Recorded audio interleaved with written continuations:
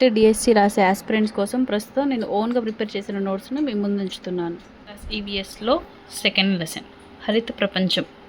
నేల వాతావరణాన్ని బట్టి వివిధ ప్రాంతాలలో వివిధ మొక్కలు పెరుగుతాయి.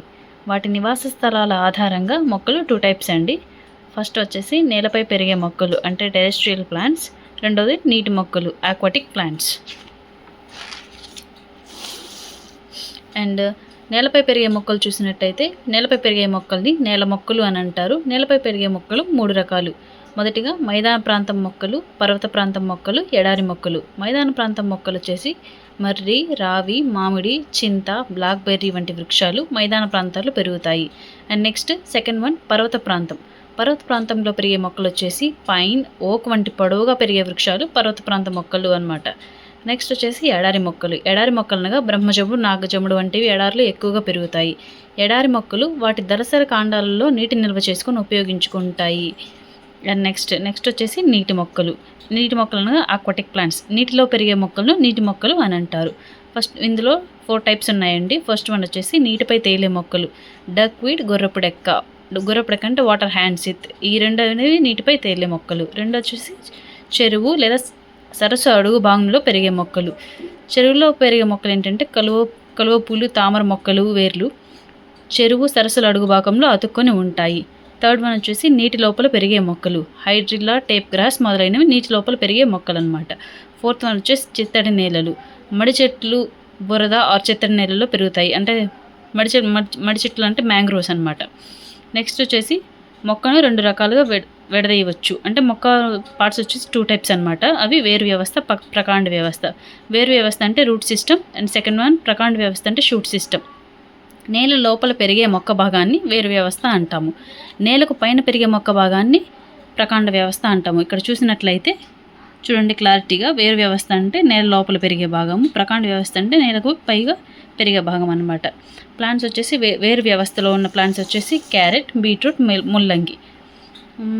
నెక్స్ట్ వచ్చేసి మొక్కలలో వేర్లు ప్రధానంగా 2 రకాలుగా ఉంటాయండి.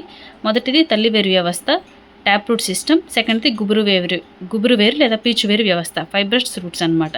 తల్లి వేరు వ్యవస్థ అంటే బలమైన ప్రధాన వేరు కలిగి నేలలోకి లోతుగా చొచ్చుకుపోతుంది. దీన్ని మనం తల్లి వేరు వ్యవస్థ అంటాము. నెక్స్ట్ గుబురు వేరు వ్యవస్థ అంటే కాండం అడుగు భాగం నుండి అనేక సన్నని చిన్న వేర్లు గుత్తులుగా పెరుగుతాయి. అండ్ నెక్స్ట్ వన్ వచ్చేసి వేరు వ్యవస్థలో తల్లి వేర్లు, గుబురు వేర్లు. తల్లి వేరు వ్యవస్థ కలిగిన చెట్లు వచ్చేసి వేప, చింత మొదలైన పెద్ద పెద్ద చెట్లను మనం తల్లి వేరు వ్యవస్థ గల చెట్లుగా భావిస్తాం. నెక్స్ట్ వచ్చేసి వేరు వ్యవస్థ. వేరు వ్యవస్థలో 2 రకాలండి, తల్లి వేర్లు, గుబురు వేర్లు. తల్లి వేరు వ్యవస్థ అనేది పెద్ద పెద్ద చెట్లు కలిగి ఉంటుంది. వేప, చింత, రావి, మామిడి మొదలైన చెట్లు అనేవి తల్లి వేరు వ్యవస్థలో కలిగి ఉంటాయి. తల్లి వేరు వ్యవస్థ జాలాకార ఈనెల వ్యాపనం కలిగి ఉంటుంది. ఇది చాలా ఇంపార్టెంట్ అండి, ఇది గుర్తుపెట్టుకోండి. అండ్ నెక్స్ట్ వచ్చేసి గుబురు వేర్లు. గుబురు వేర్లు అనగా వరి, జొన్న, మొక్కజొన్న మొదలైనవి. ఇందులో సమాంతర ఈనెల వ్యాపనం ఉంటుంది. ఇది కూడా చాలా ఇంపార్టెంట్ అండి, గుర్తుపెట్టుకోండి. మనకి నెక్స్ట్ వచ్చేసి వేరు సాధారణంగా బూడిద వర్ణంలో ఉంటాయి. ఇది ఇంపార్టెంట్ బిట్ అండి, దీని నుంచి మనకి బిట్టుపడే అవకాశం ఉంది. అండ్ నెక్స్ట్ వచ్చేసి వట్టి వేర్లు అనగా క్యామెల్ గ్రాస్ అనమాట. వేసవిలో చల్లదనం కోసం ఉపయోగించే కూల్ మ్యాట్స్లోను, దుస్తులు ఉంచే అలమారాల్లోనూ మంచి వాసన కోసం యూజ్ చేసేవి ఈ వట్టి వేర్లు. అండ్ నెక్స్ట్ వచ్చేసి నిమ్మగడ్డి వేర్లు అంటే లెమన్ గ్రాస్ రూట్స్ అనమాట. లెమన్ గ్రాస్ రూట్స్ అనేవి సువాసన తైలాల్లోనూ, దోమలను తరిమే పదార్థాల్లోనూ యూజ్ చేస్తారు. అండ్ నెక్స్ట్ వచ్చేసి పువ్వు యొక్క భాగాలు. మనం ఫ్లవర్ యొక్క పార్ట్స్ చూసినట్లయితే పువ్వుకు రంగురంగుల భాగాన్ని మనం ఏమంటాము, ఆకర్షక పత్రం అంటాము, అంటే పెటల్స్ అనమాట. ఇప్పుడు మందార పువ్వు కానీ, గులాబీ పువ్వు కానీ, ఇంకా ఏ పువ్వు చూసుకున్నా కానీ మనకు రెమ్మలు అంటాం కదా, వాటిని ఆకర్షక పత్రాలు అంటాము. అండ్ నెక్స్ట్ పువ్వుకు రక్షణగా నిలిచే ఆకుపచ్చ భాగాన్ని ఏమంటాము, రక్షక పత్రం అంటాము, సెపల్స్ అంటాము. చాలా వాటిల్లో సెపల్స్ 5, పెటల్స్ 5గా మనం చూడవచ్చు అనమాట. నెక్స్ట్ పువ్వులో పురుష అవయవాలు అంటే కేసరం, స్టామిన్ అంటే పువ్వులో పురుష ప్రత్యుత్పత్తి అవయవాలని కేసరం అంటాము.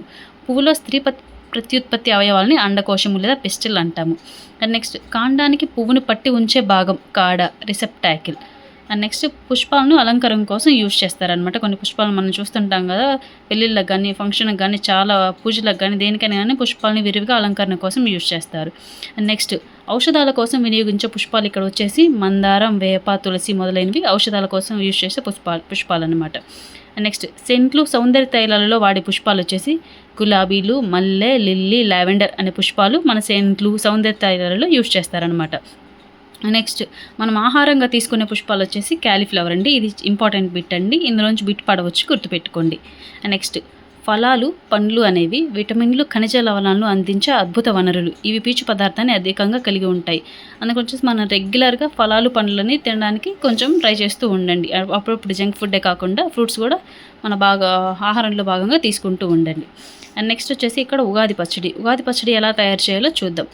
ఉగాది పచ్చడి అనేది ప్రత్యేకంగా పండుగ నాడు మాత్రమే చేసే పదార్థం. ఆంధ్రప్రదేశ్, కర్ణాటక, తమిళనాడుల్లో ఉగాది పండుగ యొక్క ప్రత్యేక వంటకంగా ప్రసిద్ధి చెందింది.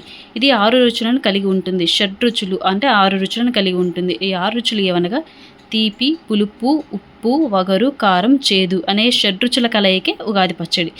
కొన్ని చోట్ల వచ్చేసి ఇందులో పచ్చి మామిడి, చింతపండు, బెల్లం, వేపపూత, పచ్చి కొబ్బరితో కూడా ఉగాది పచ్చడిని తయారు చేస్తారంటండి.